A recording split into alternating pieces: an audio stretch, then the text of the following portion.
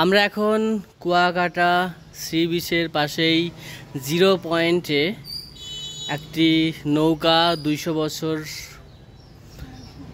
250 বছর পুরাতন একটি নৌকা।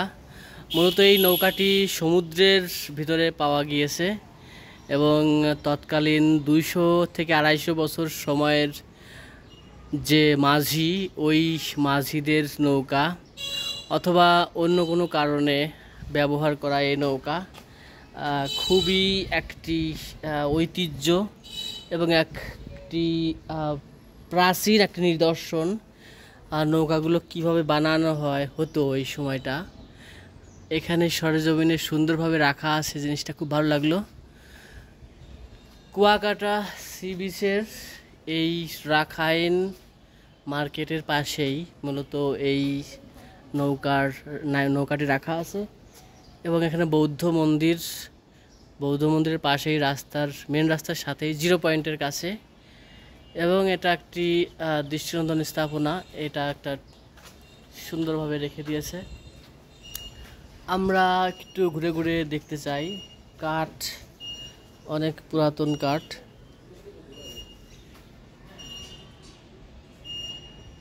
আমরা এখান থেকে নৌকা অবশ্য কিছু কিছু কাঠ হয়তো আলাদাভাবে লাগানো হয়েছে, তবে পুরাতন কাঠগুলো এবং এখানে লোহা এবং মূলত লোহা ব্যবহার করা হয়েছে এই নৌকাটাকে বানানোর জন্য। লোহার তৎকালীন সময়ের আধুনিক টেকনোলজি ছিল না এবং লোহা ব্যবহার করা হয়েছে মূলত এখানে, অনেক বড় বড় লোহা। গভীর সমুদ্রে এই বড় জাহাজই বলা যায়, জাহাজটি চলাচল করত, এটা নিঃসন্দেহে, এবং অনেক ভালো, অনেক পুরাতন কাঠ। মূলত ওই কাঠ দিয়ে বানানো, কাঠ এবং লোহার সংমিশ্রণে এখানে সামান্য কিছু পাত রয়েছে, টিনের পাত। এটা একটা স্টিল জাতীয় অথবা পিতলের কিছু পাত হবে হয়তো। এখানে যে স্টিলের পাত, আর নৌকার সামনে এরকম দেখতে।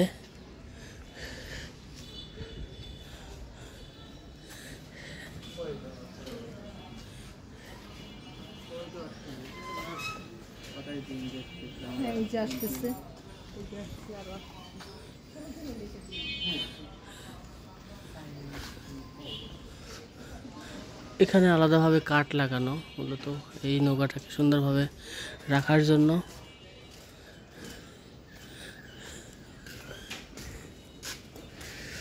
আমরা চারপাশ ঘুরে আসলাম।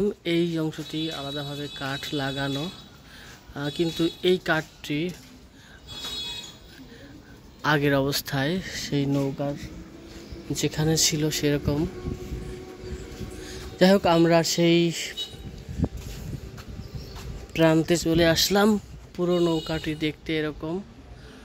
ধন্যবাদ সবাইকে, বাই বাই, টেক কেয়ার।